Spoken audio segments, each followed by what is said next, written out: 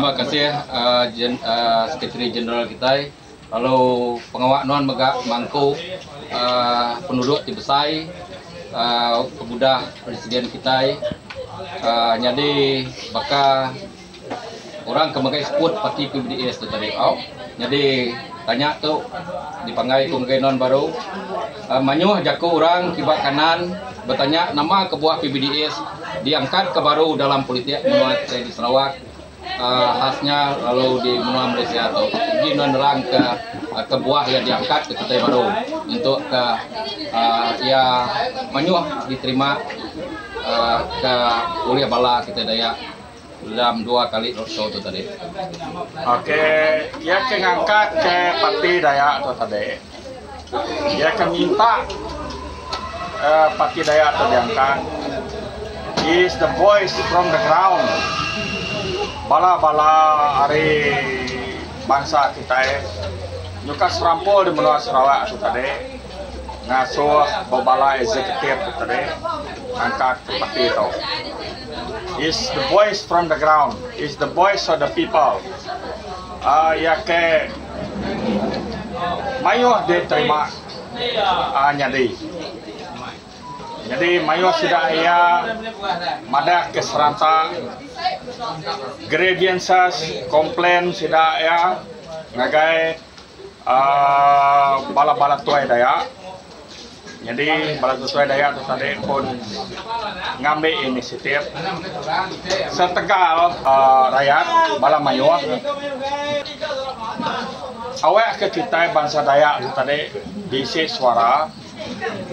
No sida yang ngelempai ke pengarap, no sida yang ngelempai ke grievances sida ya.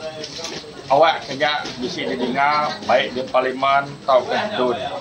Lalu sesuai ngau perlembagaan parti, PBDS is a political party that fight for freedom of assembly, freedom of speech, and freedom of religion.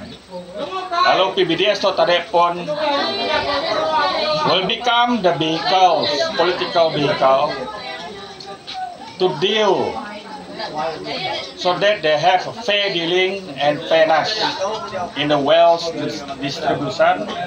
Lalu di dalam puasa pun we want fairness.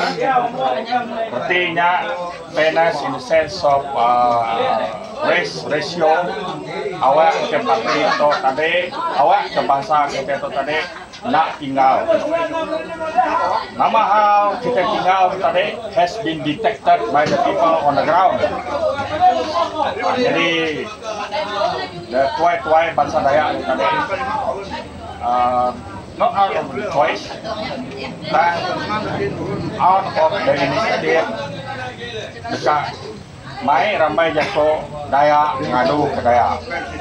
Ya, under the policy of one Dayak, one voice and one country.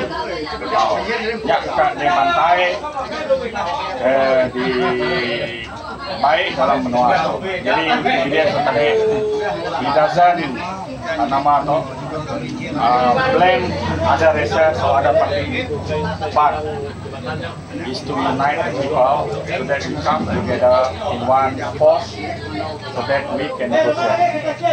Dapat kita naik ke bangsa kita tertinggal. Ini aja.